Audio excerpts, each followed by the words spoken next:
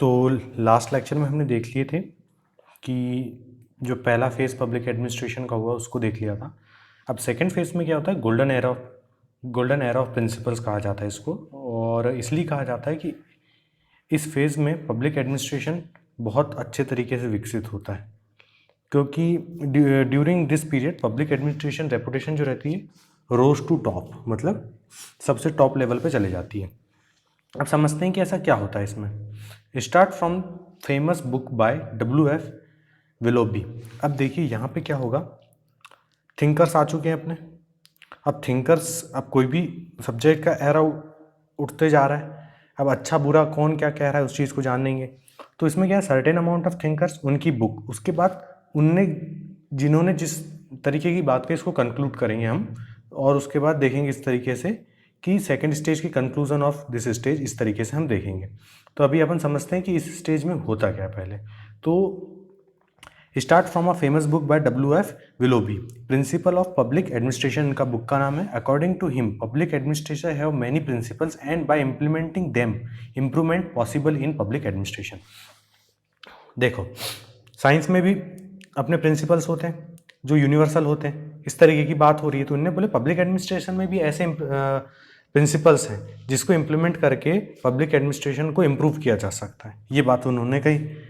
उसके बाद Mary Parker फॉलेट्स ने अपनी creative experience housing on conflict in public administration किताब, इन्होंने एक बात कही। हेनरी फ्लॉय HENRYFLOY, हेनरी फ्लॉय की बुक रहती है जनरल एंड इंडस्ट्रियल मैनेजमेंट। उसके बाद अब इन सब ने अपनी अपनी किताब बोल दी है, अपने अपने थिंकर आ गए। अब इनकी बात को हम सम अप करते हैं। Almost all thinker claimed universal rules पर प्लस प्रिंसिपल ऑफ एडमिनिस्ट्रेशन, इसको क्या बनाता है, विज्ञान बनाता है। तो मतलब कुल मिला के अपन को इस स्टेज में क्या याद रखना है कि इस स्टेज में पूरा फोकस क्या कर दिए इनने, पब्लिक एडमिनिस्ट्रेशन को साइंस बता दिए।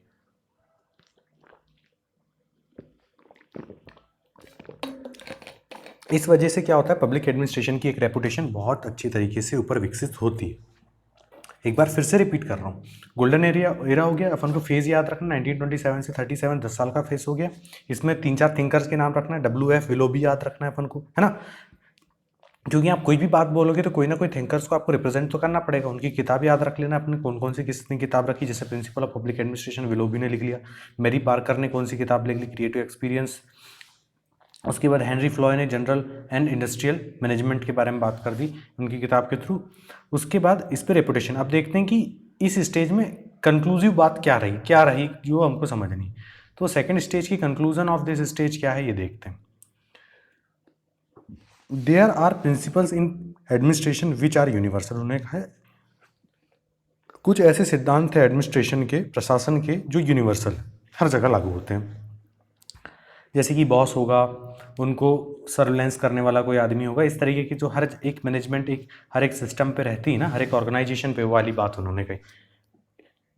इस फेज का सबसे इंपॉर्टेंट पॉइंट क्या हो गया, एडमिनिस्ट्रेशन इज साइंस, है ना।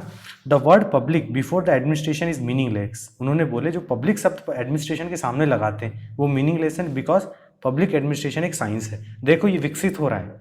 तो यहाँ पे जो हमने सबसे शुरू में एडमिनिस्ट्रेशन की डेफिनेशन पढ़े थे, एडमिनिस्ट्रेशन और पब्लिक एडमिनिस्ट्रेशन हमने क्या पढ़े थे, एडमिनिस्ट्रेशन प्रशासन मतलब क्या हुआ, कलेक्टिव नीड है किसी काम को करने के लिए, तो कलेक्टिव लोग आएंगे और कलेक्टिव और सबका जो ऑब्जेक्टिव है उसको फुलफिल करेंगे। और पब्लिक एडमिनिस्ट्रेशन जो हमने यूज़ करे थे उस टाइम पे, वो यूज़ करे थे क्या, पॉलिसी मेकिंग से, वेलफेयर ऑफ द स्टेट, लोगों के लिए काम करना। लेकिन इस समय ये स्टेज में विकसित हो रहा है पब्लिक एडमिनिस्ट्रेशन, तो यहाँ पे कुछ ना कुछ फ्लॉज तो होंगे। तो इसमें इसने क्या बोल दिया, भैया साइंस है, पब्लिक शब्द ही हटा दो, है ना। Differentiation between politics and administration was accepted, मतलब जो डाइकोटोमी आ रही थी, कॉन्फ्लिक्ट्स जो पैदा हो रहा था पहले फेज में पॉलिटिक्स और एडमिनिस्ट्रेशन को, वहाँ पे डिफ्रेंशिएट कर दिया और उनके डिफरेंस को एक्सेप्ट कर लिया गया, है ना। Emphasis on work efficiency and economy, है ना, उस पर ध्यान दे दिए, इफिशियंसी पे ध्यान दे दिए और इकोनॉमी पे ध्यान दीजिए। इम्फेसिस ऑन कठोरता, ये हार्डनेस कह लीजिए, स्ट्रक्चरल प्रिंसिपल होते हैं ना, जो एक प्रकार से ऑर्गेनाइजेशन के अंदर एक स्ट्रक्चर बनेगा, है ना, तो उसकी हार्डशिप की मतलब भैया इनके फिक्स रूल्स हो गए, इनको यही फॉलो करना है, इनके कुछ हो गए, अपने अपने एक दायरे पे रहना, लिमिट पे रहना, उस पर फोकस किया गया। तो यहाँ पे हमने क्या देख लिया, सेकंड स्टेज को देख लिए, उनसे एसोसिएटेड थिंकर देख लिए, है ना, सेकंड स्टेज को देख लिए। थिंकर को देख लिए और ये थिंकर की कलेक्टिव थॉट को कंक्लूजन के रूप में पढ़ लिए। तो हमारे पास कंटेंट हो गया कि भैया अच्छा सेकंड स्टेज कह क्या रहा है, ये तो बात पता हो गई। अब हम आते हैं थर्ड स्टेज में। देखो अब थर्ड फेज में क्या होता है, इसको बोलते हैं एरा ऑफ चैलेंज। तो इसमें क्या होता है, criticise and challenge second principle. मतलब तुमने साइंस की बात कह दी है बोले वहाँ पे, तो क्यों कह दोगे साइंस, साइंस की तो वैल्यू जीरो होती है। साइंस में जीरो होता है क्या, पब्लिक एडमिनिस्ट्रेशन में जीरो होता है क्या? क्या इंसान की कोई चीज़ जो काम करने की होती है वो जीरो हो सकती है क्या? उसको मैनेज करना कोई जीरो हो सकता है कि जीरो और वन में कैसे काम कर सकता है, हाँ या ना में कैसे कोई चीज़ हो सकती है, वो तो इन बिटवीन है। इस टाइप का क्राइसिस आया कि साइंस के कई लोग कई हर जगह लगते हैं, लेकिन पब्लिक एडमिनिस्ट्रेशन कई कल्चर कई जगह पे, जो अमेरिका का पब्लिक एडमिनिस्ट्रेशन है वो इंडिया के पब्लिक एडमिनिस्ट्रेशन अपने आप में अलग है। इंडिया को अलग तरीके की नीड चाहिए, हम काफ़ी कट एंड पेस्ट तो नहीं कर सकते ना किसी चीज़ देश की कोई भी चीज़। तो यहाँ पे ये इशू आया।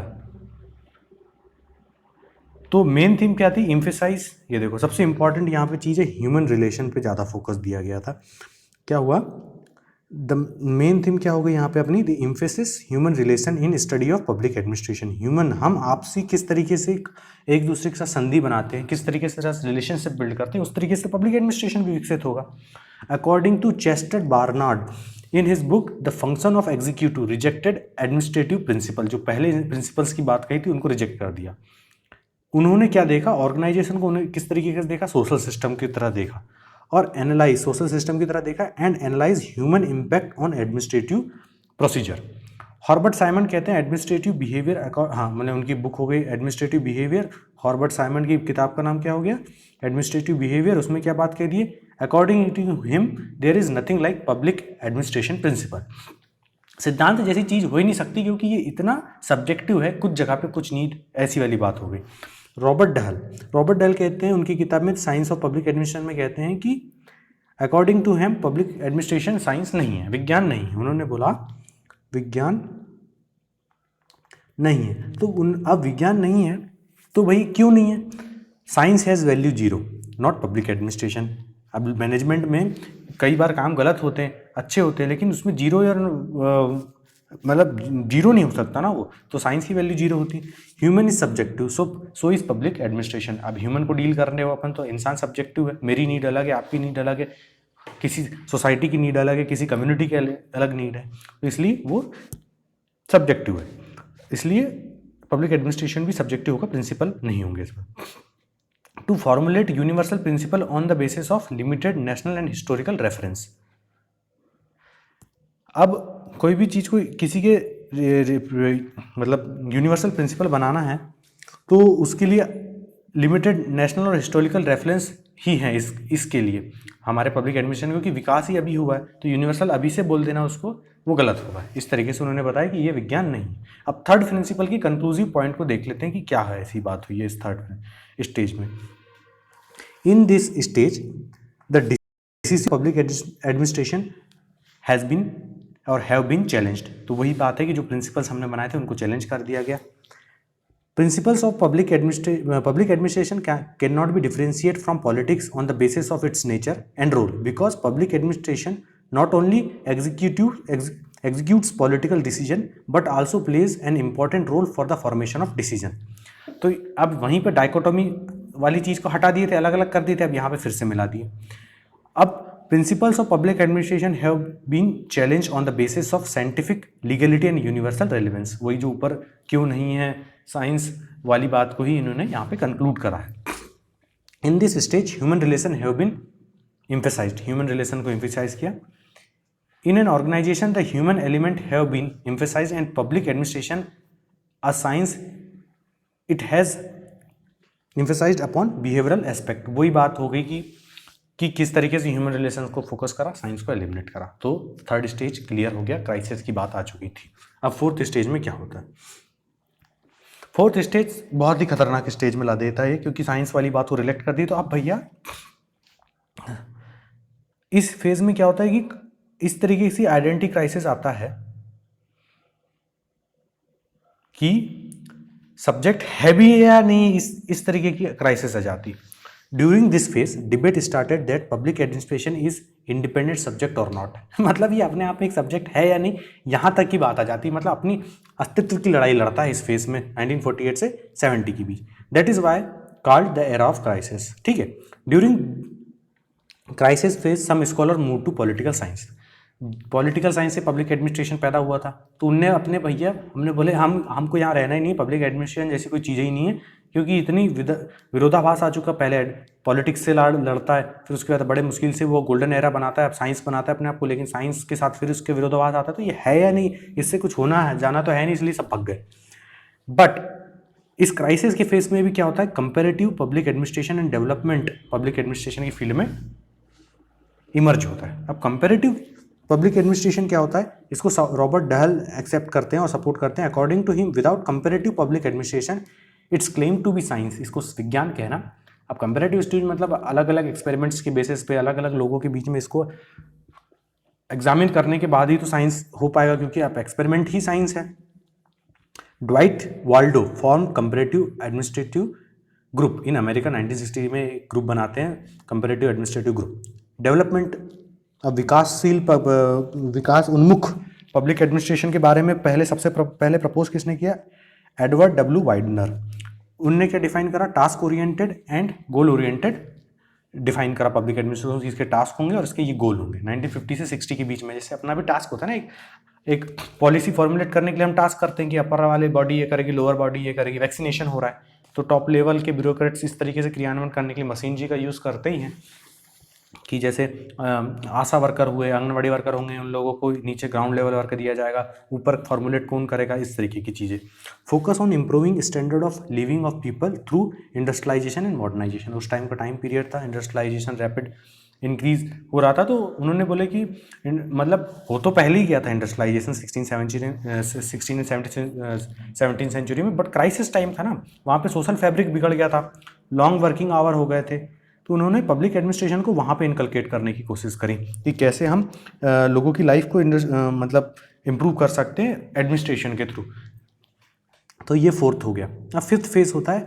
फिफ्थ फेज एक प्रकार से ऐसा होता है कि हमने भैया डायकोटोमी, साइंस भी बना दिया, फिर साइंस से गिरा भी दिया, और क्राइसिस भी हो गया आइडेंटिटी का। अब इतना कुछ तो सह लिए, अब एक काम करते हैं, इतने तो ज्ञान आ गया हमको कि हम इतने विकसित हो चुके हैं 1971 से टिल नाउ का ये पीरियड है, कि हमको समझ में आ गया पॉलिटिकल एडमिनिस्ट्रेशन को हम सिंगल नहीं पढ़ सकते।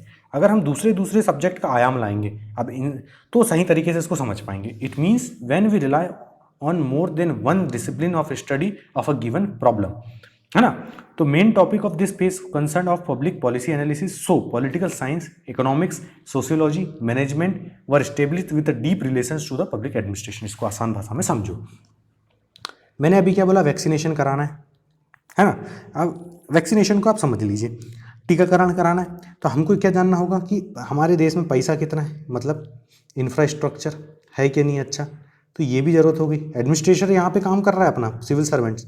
उसके बाद ये भी समझ में आ गया समाज किस तरीके का है, सोशोलॉजी को यहाँ पे लाएंगे।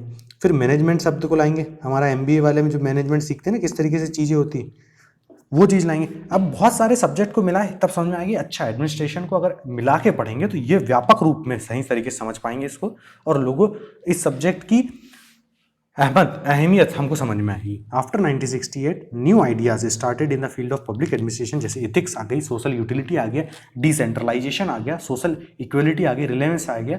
These new ideas were called new public administration, जो आगे हम पढ़ने वाले हैं आगे जाके कि न्यू पब्लिक एडमिनिस्ट्रेशन बनता कैसे है। तो ये जो पिछली 30-40 साल की जो खिचड़ी पकती है, उस चीज़ को ख़त्म करके हम उन सबको उसकी नेगेटिव्स पॉजिटिव को समझते हुए कलेक्टिव वे में लाके हम अब आगे समझेंगे न्यू पब्लिक एडमिनिस्ट्रेशन को। तो ये थोड़ा बहुत बोरिंग टाइप का था, बट इसको आसान भाषा में मैंने बनाने की कोशिश की ना, तो आपको शायद पसंद आएगा। आई थिंक प्लीज़ इसको जितना ज़्यादा शेयर करेंगे तो ज़्यादा अच्छा बेनिफिट होगा। Thank you so much.